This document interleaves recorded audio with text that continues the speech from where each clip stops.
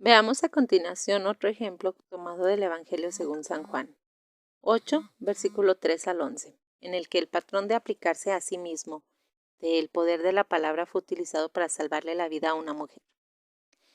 Y los escribas y los fariseos llevaron a su presencia a una mujer sorprendida en adulterio, y cuando la tuvieron ante sí, dijeron: Maestro, esta mujer ha sido sorprendida en el mismo acto de adulterio. Moisés en su ley ordena que una mujer así debe ser lapidada.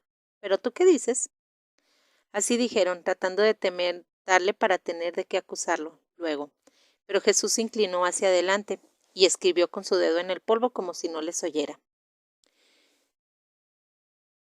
Así que cuando siguieron inquietándole, finalmente se levantó y les dijo: Que aquel que entre vosotros esté libre de pecado, tire la primera piedra. Tras lo cual se sentó a escribir de nuevo sobre el polvo. Aquellos que le escucharon, convictos por sus propias conciencias, se fueron yendo uno tras otro, comenzando por el más viejo y hasta el último. Ahí quedó Jesús, solo con la mujer frente a él. Tras levantarse y ver que nadie había más que la mujer, dijo: Mujer, ¿dónde están quienes te acusaban? ¿Te ha condenado a alguien?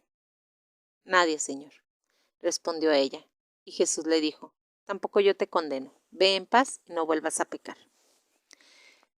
La frase de Jesús, que aquel de entre vosotros que esté libre de pecado tire la primera piedra, constituye un ejemplo clásico de aplicación de los valores expresados por una declaración de creencia o de la misma creencia para hacerlo, y Jesús primero fragmentó hacia arriba adulterio en pecado, invitando a acto seguido a los presentes a aplicar el mismo criterio y las mismas consecuencias a su propio comportamiento.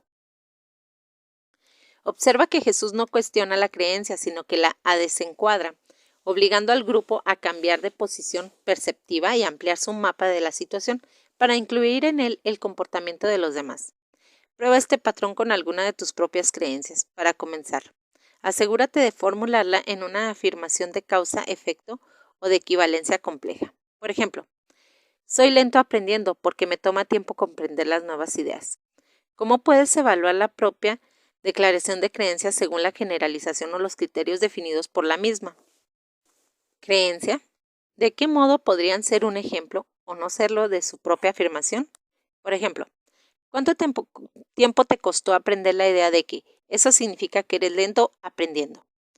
Tal vez si te tomaras el tiempo necesario para comprender realmente hasta qué punto esta creencia te limita innecesariamente, estarías más abierto a interiorizar algunas nuevas ideas sobre cómo aprender. En ocasiones es necesario pensar de forma no lineal y no literal para poder aplicar la creencia a sí misma. Por ejemplo, si alguien dice, no puedo permitirme este producto porque es demasiado caro, tal vez tengamos que hacer la aplicación a sí mismo de forma más bien metafórica. Eso se podría hacer diciendo: ¿estás seguro de que puede permitirse mantener con tanta fuerza esa creencia? Podría impedirle sacar partido de oportunidades importantes. De forma parecida, si alguien nos dice, un diagnóstico de cáncer es como recibir una sentencia de muerte, esta afirmación podría ser aplicada a sí misma contestando: esta creencia se ha estado extendiendo como un cáncer durante años. Tal vez le haya llegado la hora de extinguirse. Metamarcos. Aplicar a sí mismo una generalización conduce a menudo a la persona a una metaposición en relación con sus propios pensamientos y creencias. En programación neurolingüística, el concepto de metaposición es un medio de aplicación de un concepto autorreferencial. Para facilitar el cambio psicológico y el crecimiento personal, en metaposición nos disociamos primero de nuestros pensamientos, acciones e interacciones y luego reflexionamos sobre todo ello para obtener nuevas ideas y comprensiones que nos ayudarán a actuar de forma más eficaz. Ello nos hace ver que la creencia es en efecto una creencia y no necesariamente la única interpretación posible de la realidad. Una de las formas más directas de alcanzar una metaposición con respecto a la creencia consiste en utilizar lo que se conoce como metamarco, cuya aplicación consiste en evaluar la creencia desde el marco de un contexto fluyente y orientado hacia lo personal, es decir, establecer una creencia sobre la creencia. Podemos creer, por ejemplo, que alguna otra creencia es errónea o estúpida. La frase ¿Lo dices solo para hacerme sentir bien? Constituye un ejemplo común del modo en que se puede usar un metamarco para descartar una afirmación o evaluación positiva hecha por otra persona. La diferencia entre aplicar la creencia a sí mismo y metaencuadrar consiste en que cuando una creencia es aplicada a sí misma, su contenido, es decir, los valores y las generalizaciones de su creencia expresada, es utilizado para evaluar la propia creencia. En el metaencuadre, en cambio, la creencia sobre la otra creencia puede tener un contenido completamente diferente a la creencia a lo que se refiere. Por ejemplo, consideremos la generalización siguiente. Tienes que ser fuerte para sobrevivir. Aplicar la creencia a sí misma implicaría decir algo así como: me pregunto si esa creencia será lo suficientemente fuerte como para sobrevivir hasta el próximo milenio. Para metaencuadrar la creencia, en cambio, podríamos decir: esta creencia parece más bien una reflexión desde un punto de vista relativamente estrecho y masculino, que deja sin reconocer la importancia de la cooperación y flexibilidad con respecto a la supervivencia.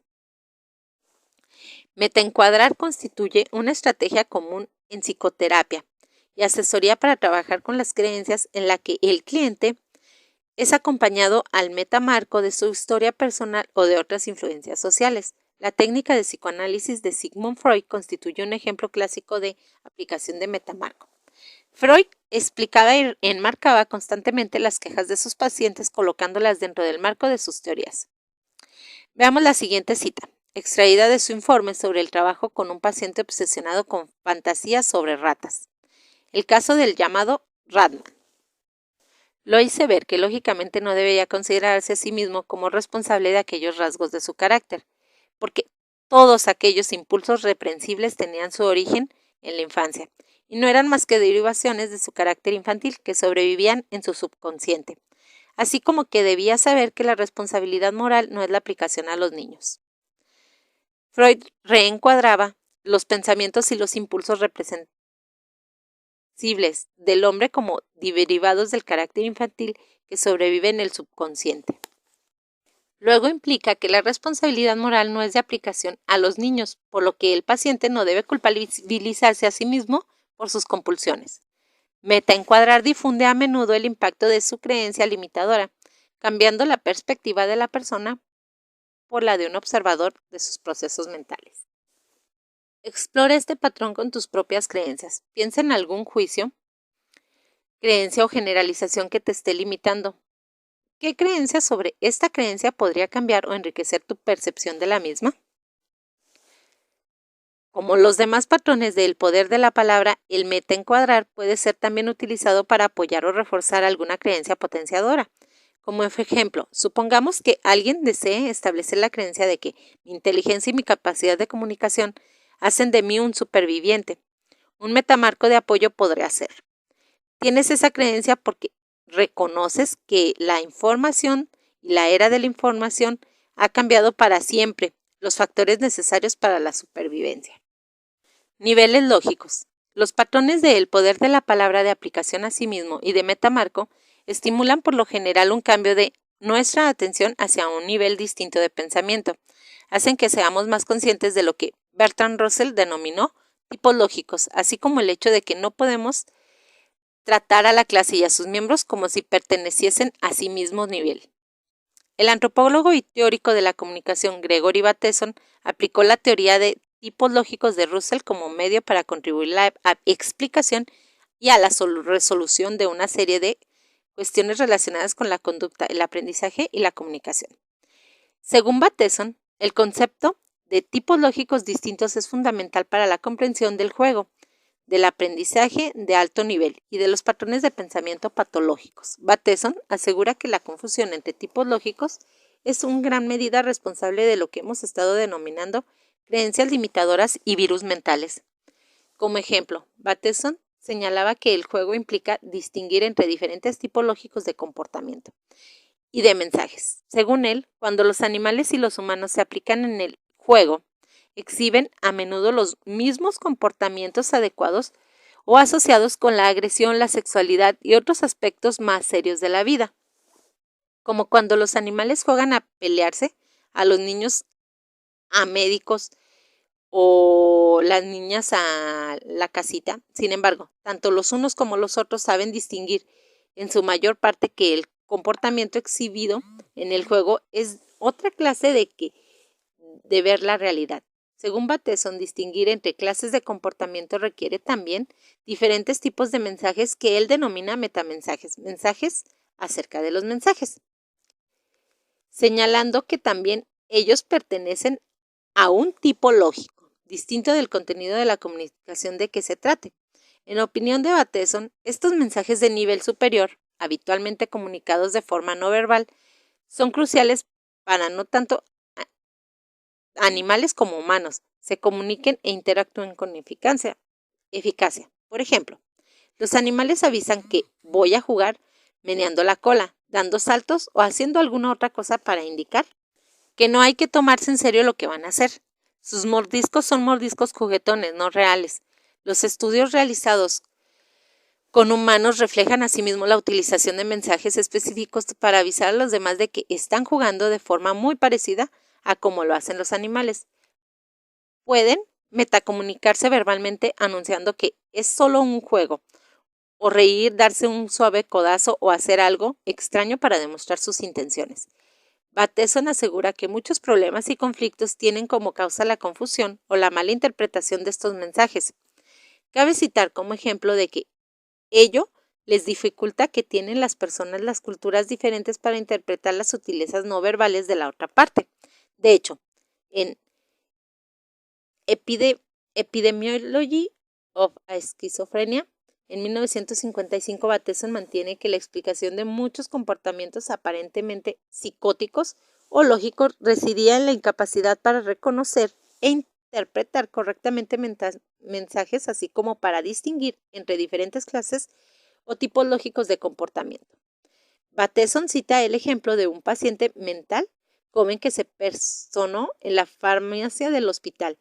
La enfermera encargada le preguntó, ¿en qué puedo ayudarlo? Pero el paciente no conseguía discernir si esa pregunta se trataba de una amenaza o de una proposición sexual, de una bronca por estar donde no debía, de una pregunta sincera, etc.